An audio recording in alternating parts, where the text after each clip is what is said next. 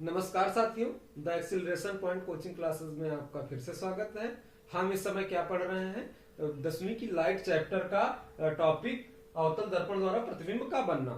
जब अवतल कोई दर्पण है, उसके सामने अलग अलग स्थानों पर वस्तुएं रखी हैं, उनका प्रतिबिंब का किरण आरेख रे डायग्राम हम खींच रहे हैं। तो पिछली क्लास में हम लोगों ने दो कंडीशंस देख ली थी कि जब वस्तु अनंत पर रखी है तब उसका प्रतिबिंब अवतल दर्पण में कहां पर बनता है, और जब वस्तु वक्रता केंद्र और अनंत के बीच में रखी तब उसका प्रतिबिंब कहां पर बनता है।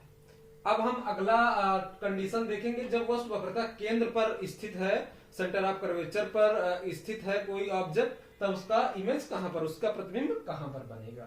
तो मैंने दो प्रॉब्लम्स पिछली क्लास में दी थी, आप लोगों ने किया होगा। अगर नहीं किया तो देखते हैं कि कैसे बनता है, कहां पर बनता है।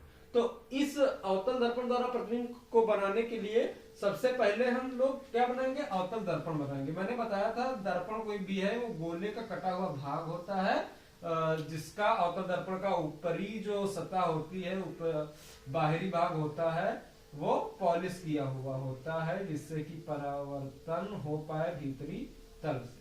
और इसका हम एक मुख्य अक्ष खींचते हैं। ये मुख्य अक्ष हो गया जो दर्पण के पोल से होकर जाता है तथा उसके सेंटर से होकर जाता है। ये कोई सेंटर हो गया, इसका नाम सी हो गया, इसका नाम एफ हो गया, फोकस हो गया, ये एफ, ये सी। अब वो कंडीशन क्या है कि वस्तु वक्रता केंद्र पर स्थित है। तो वस्तु को, कोई वस्तु का रे डायग्राम ऐसे बनता है। ये इसका शीर्ष हो गया, इसका मुख हो गया। तो यहां पर वस्तु रखी है। अब इसमें इस दर्पण में इसका प्रतिबिंब बनाना है। कौन सा दर्पण है? अवतल दर्पण। अवतल दर्पण, ये सी है, ये मुख्य अक्ष है। तो मैंने पिछली क्लास में बताया था कि प्रतिबिंब बनाने के 3 नियम हैं कि जो किरण मुख्य अक्ष के समांतर आएगी वह परावर्तन के पश्चात फोकस से होकर जाएगी, और जो किरण फोकस से आएगी वो आपको परावर्तन के पश्चात मुख्य अक्ष के समांतर हो जाएगी, जो वक्रता केंद्र से आएगी, और तो वो अपने ही मार्ग में वापस चली जाएगी।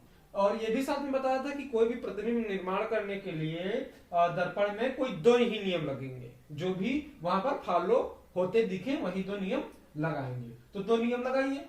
जो किरण, पहला एक नियम कौन सा लग सकता है? जो किरण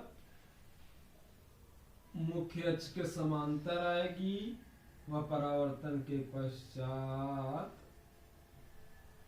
फोकस से होकर जाएगी। ठीक है, जो किरण मुख्य अक्ष के समांतर आएगी वह परावर्तन के पश्चात फोकस से होकर जाएगी। ये आई और परावर्तन के पश्चात चली गई। एक नियम लग गया। एक और लगा दीजिए, इसका इमेज बन जाएगा। दूसरा नियम लगाइए। और कौन सा लग सकता है? फोकस से। अभी फोकस बची हुई जो किरण फोकस से आएगी वह परावर्तन के पश्चात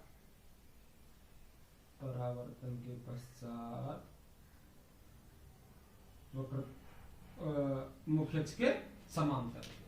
ये परावर्तन हुआ। ये कंडीशन हमेशा याद रखना, बिना परावर्तन के कोई भी इमेज, कोई भी प्रतिबिंब नहीं बनता है।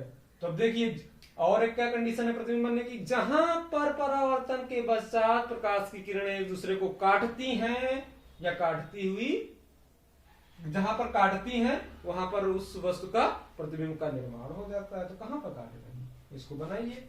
इसका वो मैं ब्लैक पेन से बनाता हूं, ब्लैक मार्कर से। ये, और जिधर को काटती है उधर उसका शीर्ष रहता है वस्तु का। तो देखिए, जहां पर वस्तु रखी थी वहां पर ही बन गया। बन गया कि नहीं? और इनका नामकरण कर लीजिए। अब जब कोई चीज पैदा होती है तो उनका नाम रखा जाता है। तो यहाँ इमेज पैदा हो गई, ऑब्जेक्ट पैदा हो गया, मिरर पैदा हो गया, सबका नाम रख दो। मिरर का नाम रख दो M1, M2। दर्पण को मिरर कहते हैं इसलिए M1 और M2 हो गया। ऑब्जेक्ट कहते हैं वस्तु को, तो O' हो गया। और इसको इमेज कहते हैं प्रतिबिंब को, इसलिए I' हो गया। तो अब क्या दिख रहा है चित्र से कि जब वस्तु वक्रता केंद्र पर रखी है तो उसका प्रतिबिंब वक्रता केंद्र पर ही बनता है। लेकिन और भी चीजें दिख रही हैं कि जितनी बड़ी वस्तु थी उतना बड़ा ही प्रतिबिंब है। तो वस्तु के बराबर साइज का बनता है, आकार का प्रतिबिंब बनता है। एक और चीज दिख रही है कि इसका शीर्ष मुख ऊपर को था, इसका मुख नीचे को है, अर्थात ये उल्टा है ऑब्जेक्ट के, इमेज उल्टा है ऑब्जेक्ट के। तो हम क्या कहेंगे कि जब किसी अवतल दर्पण के सामने वस्तु वक्रता केंद्र पर रखी है तो उसका प्रतिबिंब वक्रता केंद्र पर ही उसी आकार का तथा उल्टा बनता है। और इसकी थ्योरी से लिख लीजिएगा। माना M1 M2 नाम का कोई दर्पण अवतल दर्पण है जिसका वक्रता केंद्र C है, जिसकी फोकस F है, उसका पोल ध्रुव P है, उसमें वक्रता केंद्र पर O नाम की एक वस्तु रखी है जिसका प्रतिबिंब हमें निर्माण करना है।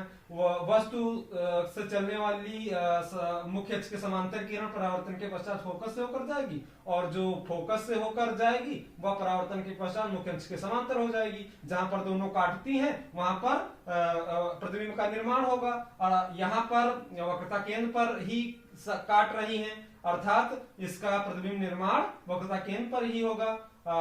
आरेख खींचने पर हमको वस्तु का उल्टा वस्तु का उल्टा वस्तु के बराबर तथा वक्रता केंद्र पर ही प्रतिबिंब प्राप्त होता है।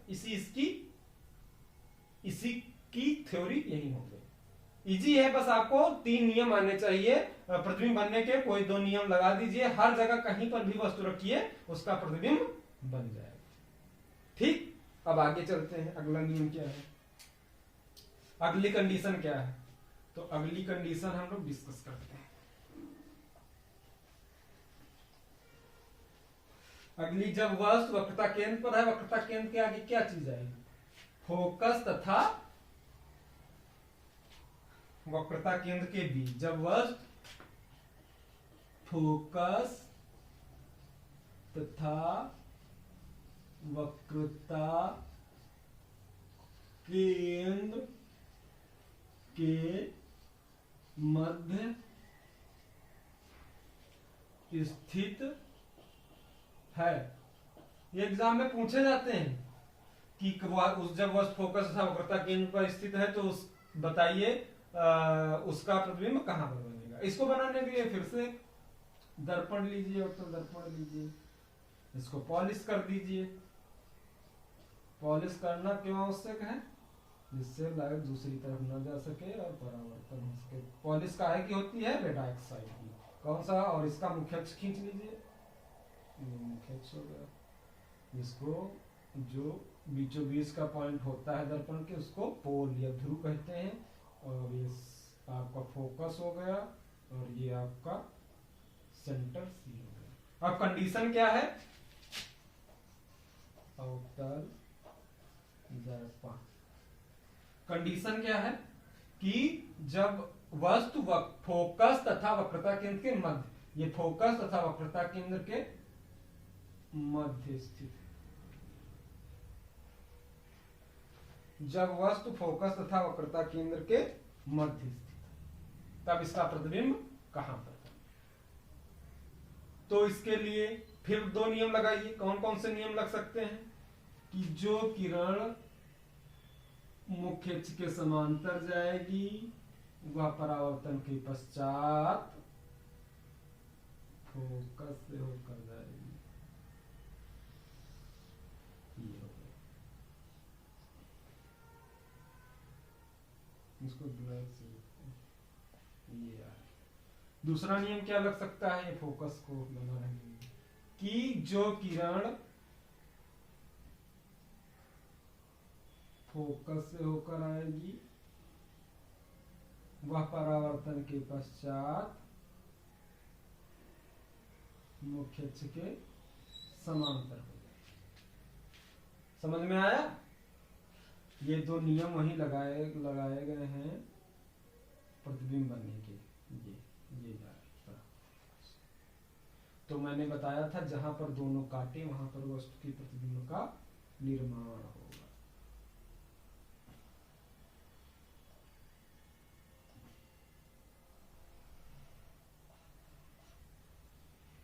और इसका यहाँ जो बहुत दूर वस्तु होती है तो उसका क्या कहते हैं, अनंत। ये वक्रता केंद्र है। तो अब देखिए चित्र से क्या कह रहा है कि जब वस्तु फोकस तथा वक्रता केंद्र के बीच स्थित है तो उसमें दो नियम हम लोगों ने लगाए, जो समांतर आई मुख्य अक्ष के, वो मुख्य अक्ष को नाम लिख लीजिए मुख्य अक्ष।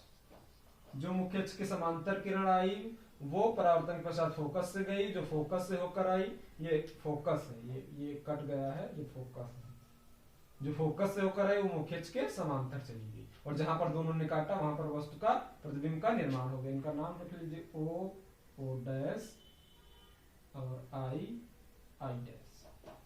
ये नाम हो गया M1 M2 मिरर का नाम हो गया और दर्पण का नाम हो गया।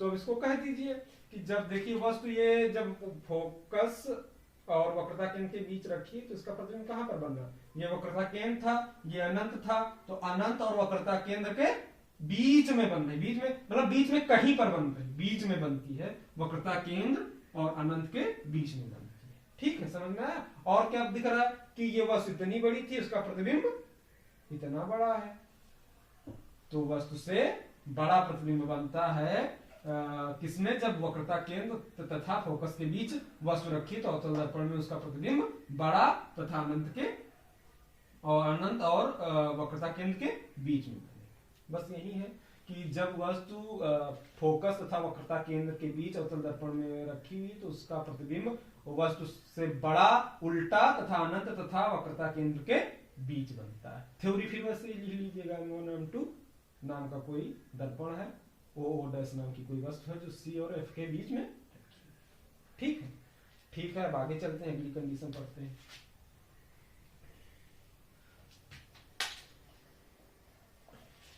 बहुत इजी है, बस नियम 3 जो पढ़े हैं प्रतिबिंब बनाने के, और नियम उसमें कि कोई भी 2 लगा दीजिए, और प्रकार और स्केल की सहायता से अगर आप खींचेंगे इसका रे डायग्राम, किरण आरेख, किरणों से बनने वाला आरेख चित्र किरण आरेख कहलाता है, तो बन जाएगा।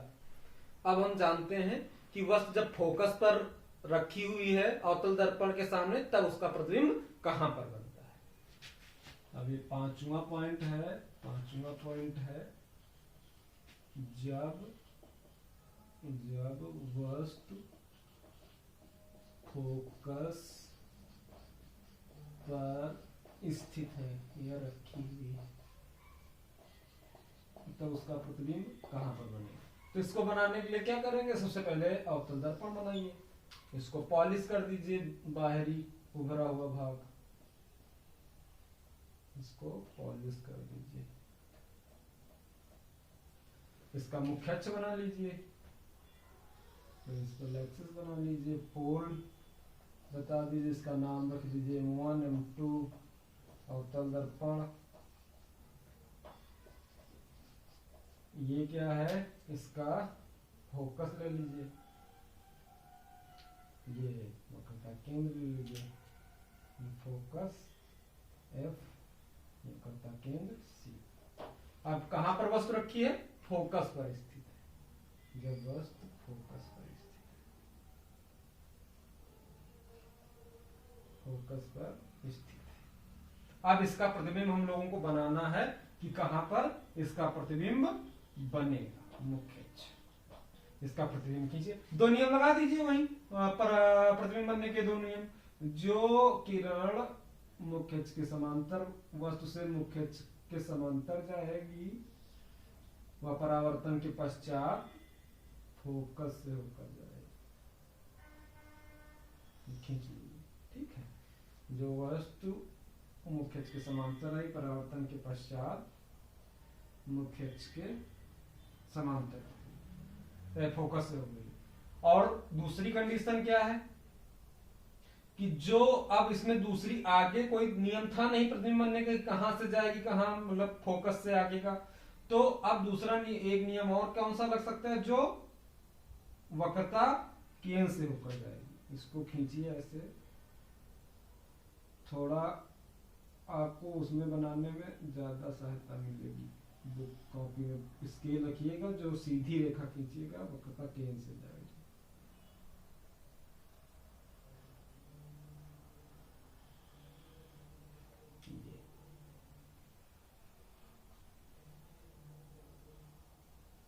ये रेखा, जो वक्रता केंद्र से होकर जा रही है, इसका नाम यहाँ पर सी रख दीजिए। जो वक्रता केंद्र से जा रही है वो अपने ही मार्ग में परावर्तन के पश्चात वापस आ रही, कहाँ से? प्रतिबिंब बनने के नियम से।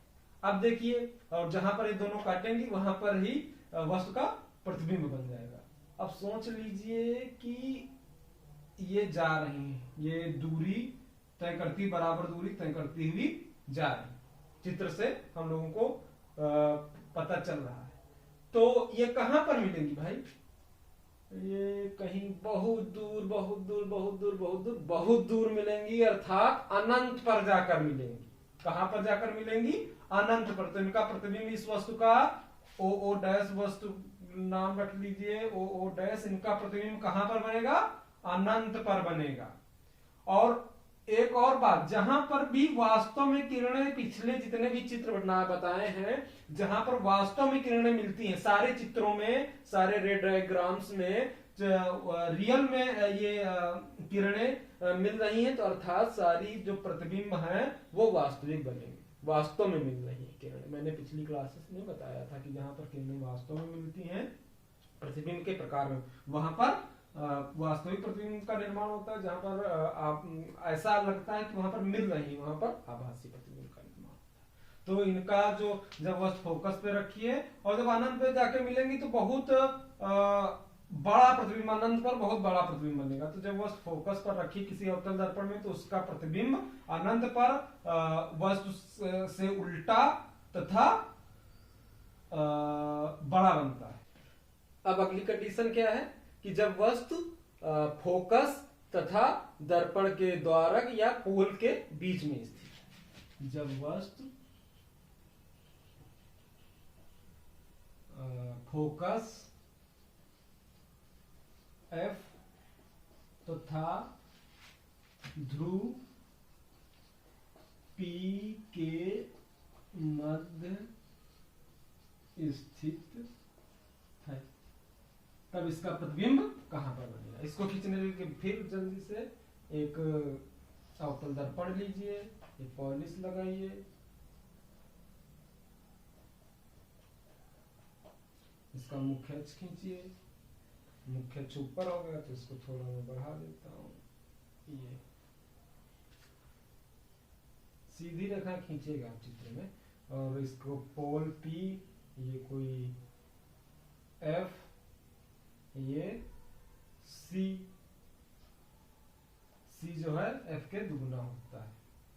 तो ये हो गया। अब ये मुख्य अक्ष हो गया, ये M1 M2 नाम का कोई दर्पण हो गया, अवतल दर्पण। अब वस्तु कहां पर स्थित है? फोकस तथा ध्रुव पी के मध्य, यहां पर स्थित। तो इसको बनाने के लिए दो नियम लगा दीजिए। जो वस्तु जो एक कौन सा नियम? एक तो इसके पैरेलल ले जाइए, इसके मुख्य अक्ष के समांतर। जो समांतर जाएगी सीधी ले जाइए, ये समांतर जाएगी, परावर्तन के पश्चात फोकस से होकर जाएगी, ये हो गया। ठीक है। और जो अब एक और कौन सी है किरण जा सकती है? एक ये जा सकती है वक्रता की, और इसको सीधी खींचना है मुझको। ये इधर से जानी चाहिए तो नहीं, हाँ ये इधर से जानी चाहिए और परावर्तन के पश्चात अपने मार्ग में ही वापस जानी चाहिए।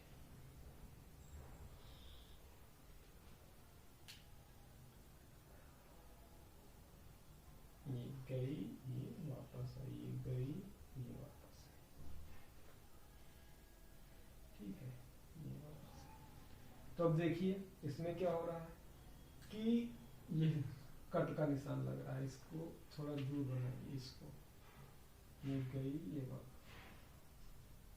तो आप लोगों ने पढ़ा है परावर्तन के पश्चात जब ये एक तो सेंटर से होकर जा रही है, फोकस से होकर जा रही है, जब P और F के बीच वस्तु O डैश रखी है। तो अब देखिए एक क्या है कि अब जा रही है तो ये जब यहाँ पर रखी तो ये परावर्तन के पश्चात जा तो नहीं, लेकिन कहीं पर मिलेंगी, ये फैलती हुई जा रही है और फैलती फैलती फैलती, तो फैल के दूर होती जा रही है, परावर्तन के पश्चात एक दूसरे से दूर होती जा रही। चित्र के जब आप चित्र बनाएंगे इसमें हो सकता है ना लग रहा हो, लेकिन ये दूर आपकी बनेगी कि वो थोड़ी थोड़ी दूर, तो कहीं पर अनंत पर भी जाके नहीं मिलेंगी। तो क्या प्रतिबिंब नहीं बनेगा? प्रतिबिंब बनेगा।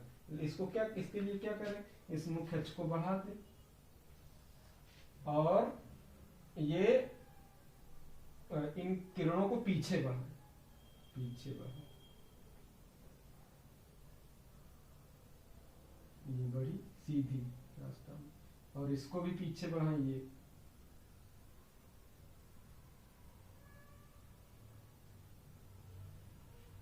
ये पीछे बढ़ाने पर कहीं मिल जाएगी। ये जो परावर्तित होकर इधर को जा रही है, इसको जब पीछे बढ़ाएंगे तो ये पीछे बढ़ाएं, और ये जो परावर्तन इधर को जा रही है इसको पीछे बढ़ाएं। पीछे इसलिए डॉट से दिखा रहे हैं क्योंकि पीछे किरणें जाएंगी नहीं। अगर हम उनको आभास करें, प्रतीत करें कि वो पीछे जाएं, तो क्या होगा, तो वो कहीं पर जाके मिल जाएंगे। और जहां पर किरणें मिलेंगी या मिलती हुई प्रतीत होंगी, हम लोगों ने वास्तविक प्रतिबिंब आभासी प्रतिबिंब में ये अंतर पढ़ा था कि वो मिल भी सकती है या आभास उनका हो सकता है, प्रतीत हो सकती है मिलती, वहां पर प्रतिबिंब का निर्माण होगा। अगर मिलती हुई प्रतीत होती है, आभास होता है मिलने का, तो वहां पर आभासी प्रतिबिंब बनेगा, और जहां पर वास्तविक में मिलेंगी वहां पर वास्तविक। तो ये आगे जाके कहीं पर भी नहीं मिलेंगी, पीछे बढ़ाने पर मिलेंगी, क्योंकि दर्पण है, प्रतिबिंब तो बनना ही है। तो यहाँ पर जहां पर मिल रही है, जिस तरफ को मिल रही, वहां पर प्रतिबिंब का निर्माण हो जाएगा। आई डैश, बस। तो इसमें क्या लिखना है, थ्योरी बन गया प्रतिबिंब इसका। कहां पर बना? दर्पण के पीछे, पीछे बना, और वास्तव में मिल नहीं रही हैं किरणें, मिलती हुई प्रतीत हो रही हैं, इसलिए प्रतिबिंब कैसा बनेगा? आभासी। आभासी प्रतिबिंब की यही परिभाषा है कि जब जहां पर किरणें वास्तव में नहीं मिलती हैं, मिलती हुई प्रतीत होती हैं, वहां पर आभासी प्रतिबिंब बनता है। और ये अनंत पर कहीं, तो इसकी थ्योरी क्या होगी? माना M1 M2 नाम का एक अवतल दर्पण है जिसने वस्तु फोकस तथा पोल के सामने O डैश रखी है। अब O डैश से चलने वाली किरण जो मुख्य अक्ष के समांतर जाएगी और परावर्तन के पश्चात फोकस से होकर जाएगी, जो वक्रता केंद्र से जाएगी और फोकस से वक्रता केंद्र पर ही वापस आ जाएगी, वक्रता केंद्र के ही रास्ते वापस आ जाएगी। अब दोनों का अंतर बढ़ता जा रहा है, इसलिए अनंत पर भी नहीं मिलेंगी, इसलिए हम इन किरणों को पीछे बढ़ाते हैं, दर्पण के पीछे बढ़ाते हैं, तो जहां पर वो एक जगह पर मिल जाती है, तो वहां पर प्रतिबिंब का निर्माण होता है। लेकिन वो प्रतिबिंब कैसा होता है? प्रतिबिंब वस्तु से बड़ा होता है, तथा जिस तरफ वस्तु का शीर्ष है उसी तरफ शीर्ष होता है, अर्थात सीधा बनता है, जैसा था उसी तरफ उसका शीर्ष हुआ, तो इसलिए सीधा तथा बड़ा बनता है। लेकिन कंडीशन क्या है कि ये दर्पण के पीछे बनता है और आभासी बनता है। अभी तक सभी पिछली कंडीशन में जब आभासी प्रतिबिंब बनता है दर्पण के पीछे, तो जब अगर ये कंडीशन पूछे कि जब F और P के बीच वस्तु रखी तो दर्पण के पीछे आभासी तथा वस्तु से बड़ा तथा सीधा बनता। इसके पहले जब तक F पर आप रखते चले आए थे तब वस्तु का प्रतिबिंब वास्तविक बना था, क्योंकि वास्तव में किरणें मिल रही थी। अब वास्तव में नहीं मिल रही, मिलती हुई प्रतीत हो रही, इसलिए तो अब यही कंडीशंस इतने ही थी जहां पर हम लोगों को अध्ययन करना था। प्रतिबिंब को वस्तु को रख के अलग अलग जगह पे। अब ये अवतल दर्पण से के सारे चित्र समाप्त हो गए, इतने ही हैं। तो क्या समझ में आया? केवल 2 नियम कोई भी लगाए प्रतिबिंब बनाने के, हमारे आराम से चित्र सारे बन जाएंगे और हम एग्जाम में भी लिख के अगर आ गया तो लिख के आएंगे। अब हम क्या जानेंगे? अब उत्तल दर्पण द्वारा प्रतिबिंब का बनना जानेंगे। बस इतना ही था उत्तल दर्पण में। उसके बाद एक फार्मूला है, बस उस फार्मूले के बाद सारे न्यूमेरिकल्स होंगे इस चैप्टर के, प्रकाश का परावर्तन चैप्टर के। अब यहां पर जब उत्तल दर्पण ले लीजिए,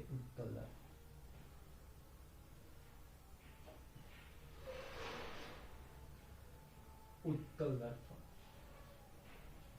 दर्पण द्वारा प्रतिबिंब का बनना, केव की जगह पे कॉन्वेक्स कर लीजिए, कॉन्वेक्स। तो अब इसके लिए चित्र बनाइए। इसमें एक ही चित्र में सारे अलग अलग जगहों पर कैसे नहीं रखना है भी बताता हूं। ये कोई दर्पण है, कौन सा दर्पण है? उत्तल दर्पण है। तो उत्तल दर्पण का भीतरी भाग हम लोगों को पॉलिश करना है। यही तो बताया गया था उत्तल दर्पण। उत्तल दर्पण इसका भीतरी भाग पॉलिश किया हुआ होता है। ये इसका मुख्य अक्ष हो गया।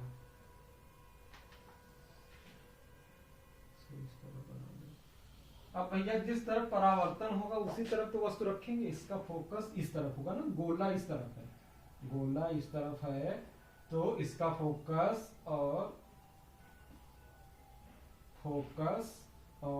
वक्रता केंद्र इसी तरफ होगा। तो अब जिधर परावर्तन वस्तु इधर नहीं रखेंगे क्योंकि इधर पॉलिश लगी हुई है, परावर्तन इधर से होना है, तो वस्तु इधर कहीं रखेंगे। तो वस्तु उत्तल दर्पण में जिधर परावर्तन होगा उधर ही वस्तु रखेंगे। ये कोई वस्तु रख ली है।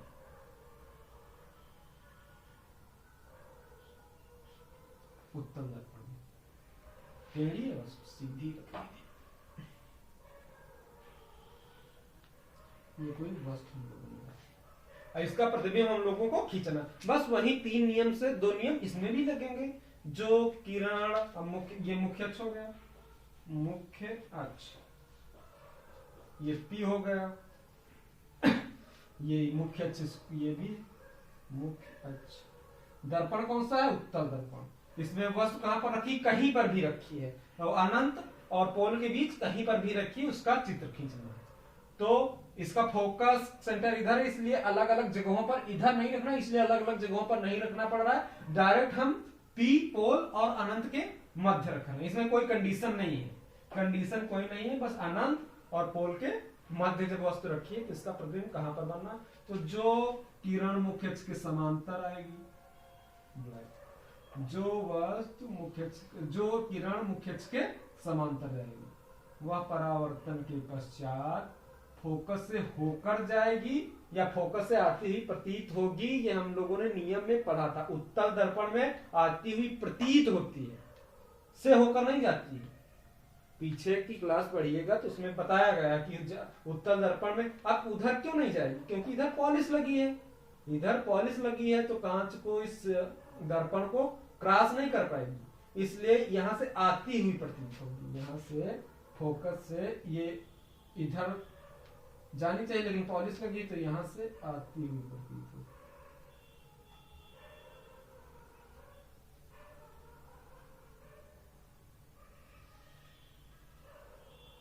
यहां पर आती हुई, इधर डॉट डॉट डॉट इसलिए किया गया क्योंकि जहां पर आभास होता है, आती हुई प्रतीत होती है, उसको डॉट डॉट से दिखाते हैं।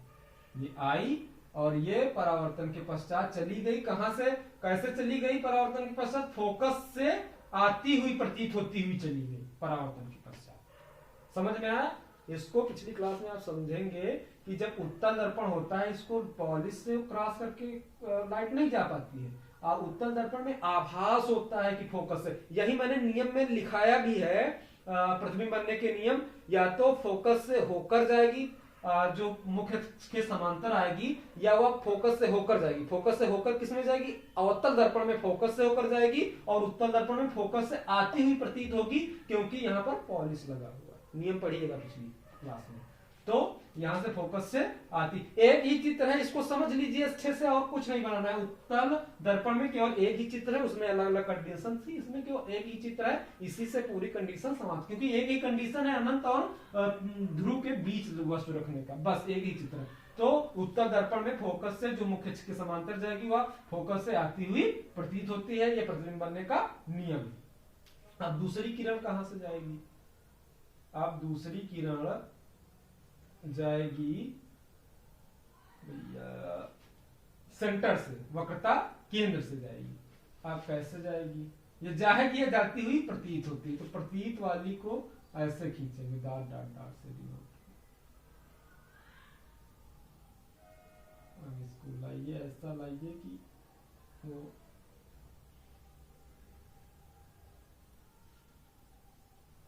ये डॉट डॉट से आई और ये वक्रता केंद्र से आई, वो परावर्तन के पश्चात ये आ रही थी, यहाँ से परावर्तित होके ये चली जाएगी, ये चली जाएगी। तो उत्तल दर्पण है, इसलिए मैंने बार बार बताया कि उत्तल दर्पण में वक्रता केंद्र से आती हुई प्रतीत होगी, वक्रता केंद्र से होकर नहीं जाएगी, होकर अवतल दर्पण में जाती है, उत्तल दर्पण में आती हुई प्रतीत होती है। तो आप देखिए जब ये परावर्तन के पश्चात यहां से आती हुई प्रतीत हो रही है, ये थोड़ा टेढ़ा हो गया है, इसको सही से बना लीजिएगा आप। ये थोड़ा सी टेढ़ा है, इसको इस तरह से dot dot dot dot dot, अब ठीक है, अब ठीक है। तो अब देखिए ये किरणें कैसे जा रही हैं, ऐसे जा रही, ऐसे। तो ये कहीं पर जाके मिलेंगी ही नहीं, कहीं पर भी जाकर मिलेंगी ही नहीं कभी, लेकिन उत्तल दर्पण में प्रतिबिंब तो बनता है, बनाना पड़ेगा। लेकिन इसलिए इसको जब इस तरफ लाते हैं तो फोकस से होकर आती हुई प्रतीत होती है किरणें। ये जो जा रही है, ये लगता है कि ये फोकस से जा रही है। ये जब चित्र आप खींचेंगे समझ में आएगा कि ये फोकस से होती हुई जाती ही प्रतीत हो रही है, जो मुख्यच के समांतर आ रही है। जो समांतर आ रही है, ये परावर्तन के पश्चात ऐसा लग रहा है कि फोकस से आ रही, और जो ये वक्रता केंद्र से वक्रता केंद्र की ओर जा रही है, ये भी लगता है कि वक्रता केंद्र से परावर्तन के पश्चात आती है। तो ये जाके कहीं नहीं मिलेंगी, लेकिन दर्पण के पीछे मिल रही है। आभास हो रहा है कि दर्पण के पीछे कहीं पर मिल रही है। कहां पर मिल रही? पोल और फोकस के बीच में।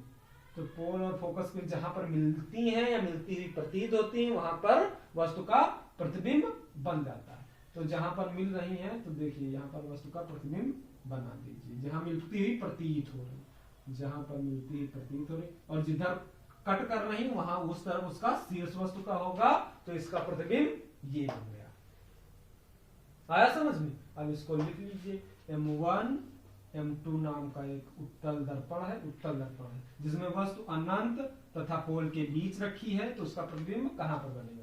तो जो किरण मुख्यच के समांतर आ रही है, वह फोकस से होकर जाती हुई प्रतीत हो रही है, नहीं फोकस से आती हुई प्रतीत हो रही है। तो जो वक्रता केंद्र की ओर जा रही है, वापस वक्रता केंद्र से ही आती हुई प्रतीत हो रही है। जहां पर दोनों काटती हुई आभास हो रही है, जहां पर मिलती हुई आभास, वहां पर वस्तु का प्रतिबिंब I डैश बन रहा है, ये O डैश है। तो इसमें क्या कहेंगे कि वस्तु का प्रतिबिंब दर्पण के पीछे बन रहा है, और यहाँ पर किरणें मिलती हुई आभास हो रही है, रियल में नहीं मिल रही। रियल में तो अनंत पर भी नहीं मिलेंगी जब वो रिफ्लेक्शन के बाद आएंगी परावर्तन। अब पीछे मिलती हुई प्रतीत हो रही, इसलिए जहां पर मिलती हुई प्रतीत किरणें होती है, वहां पर आभासी प्रतिबिंब बनता है। आभासी प्रतिबिंब की परिभाषा यही है कि जहां पर किरणें मिलती हुई प्रतीत होती हैं, वहां पर आभासी प्रतिबिंब, और जहां पर वास्तव में मिलती हैं किरणें परावर्तन पे, वहां वास्तविक प्रतिबिंब बनता है। तो यहाँ देखिए ये प्रतिबिंब, ये वस्तु इतनी बड़ी थी ऑब्जेक्ट इतना, उसका जो इमेज है, जो प्रतिबिंब है, वो छोटा बना, इससे छोटा। तो वस्तु का प्रतिबिंब दर्पण के पीछे छोटा, पोल तथा पोल तथा फोकस के बीच में और सीधा बनता है। सीधा, जिस तरफ इसका शीर्ष है उसी तरफ इसका शीर्ष है, क्योंकि ऊपर की तरफ ही रेखाएं दोनों प्रकाश की किरणें काट रही हैं एक दूसरे को। बस यही थ्योरी थी।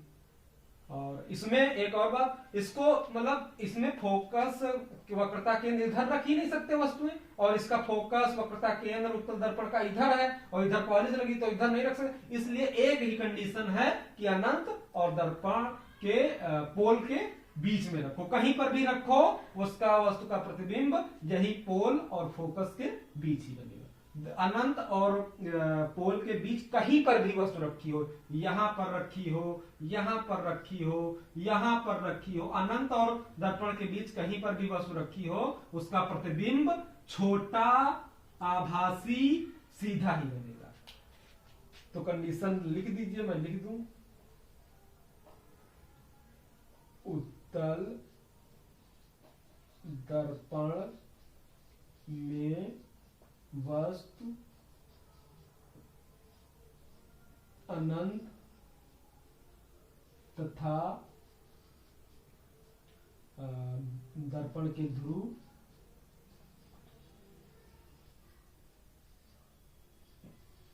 के मध्य कहीं पर भी स्थित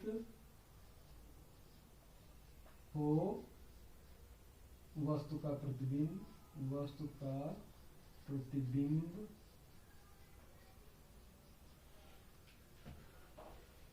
दर्पण के फोकस F तथा